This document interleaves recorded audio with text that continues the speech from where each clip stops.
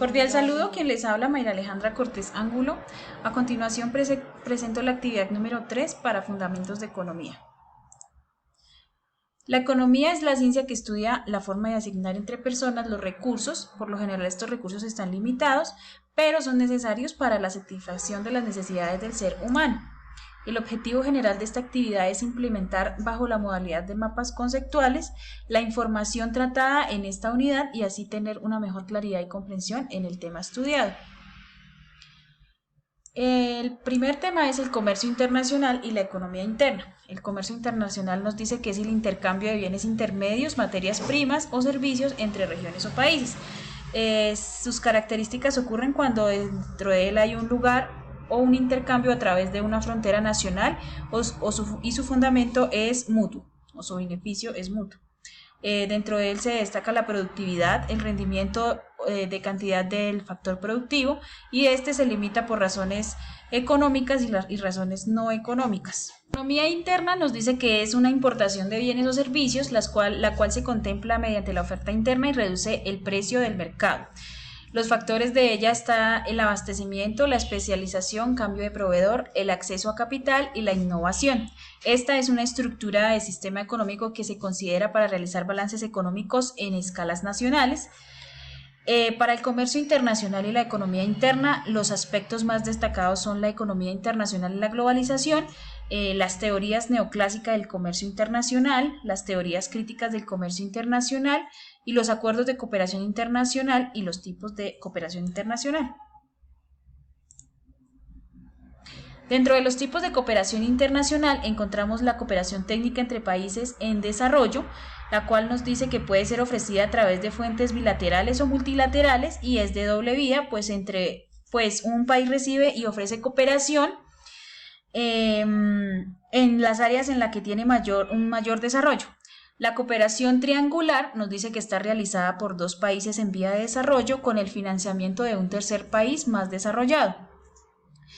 Los costos compartidos nos dice que el país que envía a los profesionales asume la financiación y los costos de su desplazamiento, mientras que el país que lo recibe paga los viáticos y los gastos operativos.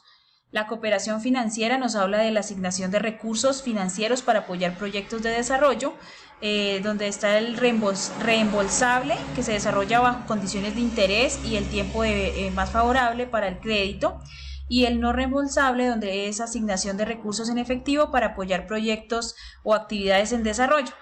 La cooperación técnica nos dice que consiste en una ayuda que se entrega mediante transferencias técnicas, tecnológicas o conocimientos, y esta crea habilidades por partes entre países y se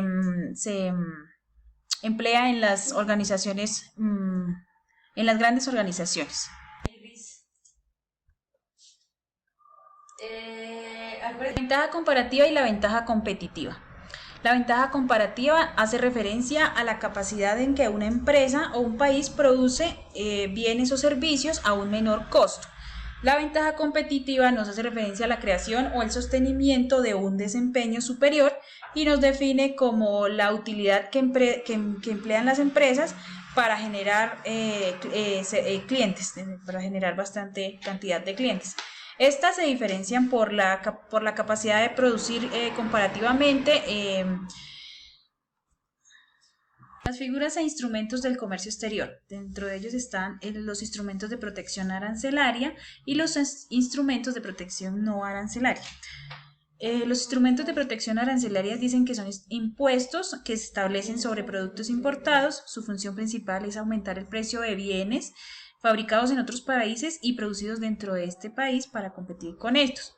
Los fines principales son controlar el tráfico de mercancías para que el arancel corresponda, comprobar la calidad técnica o sanitaria de los productos procedentes de terceros países y evitar la entrada de sustancias estupefacientes, y adicionalmente controlar el tráfico de personas.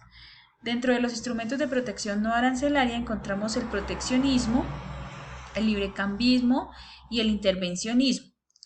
Dentro de estas figuras se tienen que los estados para hacer frente al comercio internacional, y nos hace referencia principalmente al proteccionismo como una política tendiente a salvaguardar producción de un país utilizando mecanismos como impuestos a las importaciones y a los aranceles, cuotas y demás. Los instrumentos para hacer seguimiento al comercio exterior, dice que se tienen instrumentos para hacer seguimiento de un país, dentro de ellos está la balanza de pagos y la balanza comercial. La balanza de pagos nos define la relación contable que tiene el registro sistemático de una transacción económica efectuada entre países y el resto del mundo durante un periodo de tiempo. Esta balanza se define por balanza de cuenta corriente, la cual está subdividida en las siguientes subcuentas: balanza comercial, balanza de servicios, balanza de renta y balanza de transferencias. También encontramos la balanza de cuenta capital, donde se registran los movimientos capitales, y la balanza de cuenta financiera, la cual nos recoge los préstamos que piden los países al extranjero y las inversiones o depósitos que los países extranjeros efectúan a un país. La cuenta de errores u omisiones, esta cuenta se ha incluido con puesto que se ha dado una dificultad para calcular la precisión total de las exportaciones o importaciones de un país.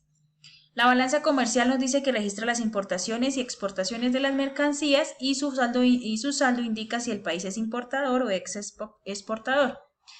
La diferencia resulta en que existe un superávit comercial, ya que la balanza comercial es favorable, y el resultado obtenido es negativo si existe un déficit comercial y la balanza comercial es desfavorable.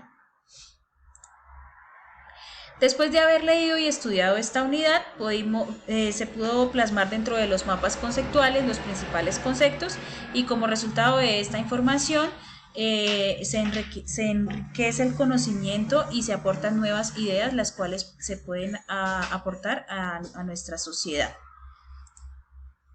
Con esto doy finalidad a la presentación de mi actividad. Muchas gracias.